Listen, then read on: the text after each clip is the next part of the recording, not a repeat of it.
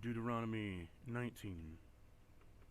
When the Lord your God destroys the nations and lands he is giving you, he will take over the land, settling there in the towns and homes, and must set apart these cities and refuge in the land of your Lord God is giving you. Survive the territory, and divide the land your Lord God is giving you in these 3 districts, with one of these cities each district. Then whoever has killed someone to flee to the other cities and refuge for safety. If someone kills another person unintentionally without previous hostility or slavery, your slayer may flee to the other cities and live in safety. For example, someone who goes into the forest with their neighbor to cut wood, and suppose one of them swings an axe to chop down a tree, and the axe head flies off the handle, killing the other person. In such a case, the slayer may flee to one of the cities for refuge and live safely. If in the distance of the nearest city the refuge is too far to engage in the avenger, might able to chase down and kill the person who has caused the death, then the slayer would die unfairly, since he never shown hostility towards the man or the person who died. That is why I am commanding you to set aside 3 cities of refuge.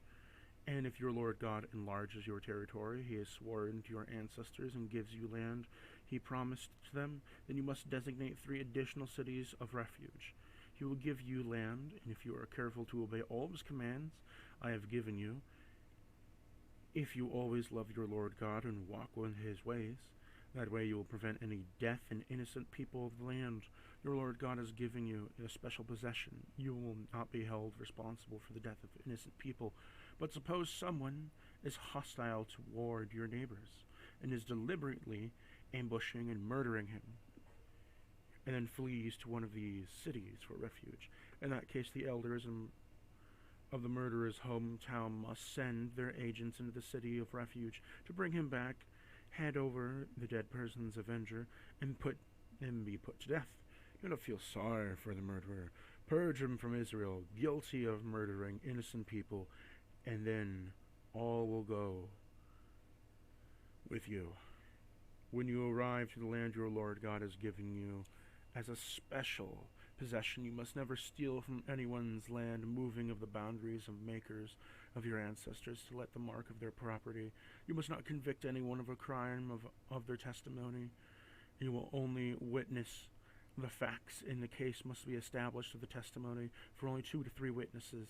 If a malice witness comes to the warden accusing someone of a crime, and both the accuser and the accused must appear before the Lord before coming to the priest and the judges of the office of that time, the judges must investigate the case thoroughly, and the accuser must be brought false charges against the fellow Israelite. You must impose on the accuser and sentence he intended for the other person. If this is way you will purge such evil from amongst you, then and the rest of the people will hear about it, and you will be afraid to do such an evil thing. You must show no pity for the guilty, the rule to the life of the eye to the eye, the tooth for the tooth, hand for the hand, and foot for a foot.